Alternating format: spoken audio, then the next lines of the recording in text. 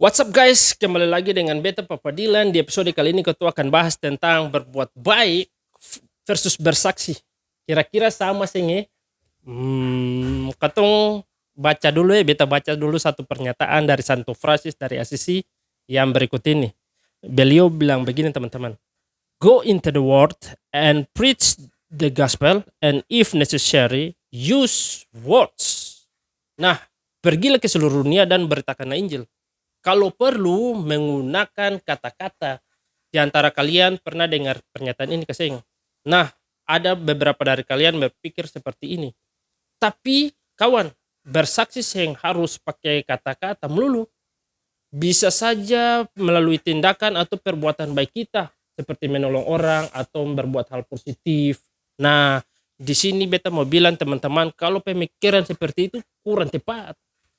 Berbuat baik saja tidak cukup teman-teman. Kotong harus tetap share tentang Yesus lewat kata-kata. Kenapa sih? Nah, karena kadang-kadang tindakan saja yang jelas teman-teman. Kalau cuma sekedar berbuat baik, orang-orang yang percaya Yesus pun bisa berbuat baik. Bahkan mereka lebih baik dalam hal berbuat baik daripada katong. Dari sini beta mau menekatkan bahwa bersaksi tidak sama dengan berbuat baik teman-teman. Teman-teman, sebenarnya perbuatan baik katong itu satu paket dengan ceritanya katong tentang Tuhan ke teman-teman katong. Jadi jangan sampai katong berfokus pada berbuat baik-baiknya saja, tapi katong lupa tentang esensinya.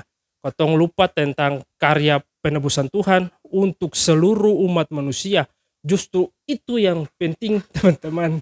Nah, buat kalian yang sudah melakukan perbuatan baik secara terus-menerus, which is good, beta cuma mau mengingatkan bahwa jangan sampai lupa cerita tentang Tuhan Yesus ke teman-teman kalian.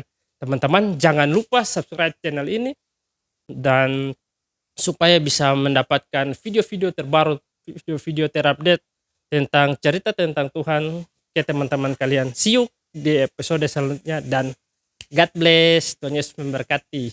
Shalom.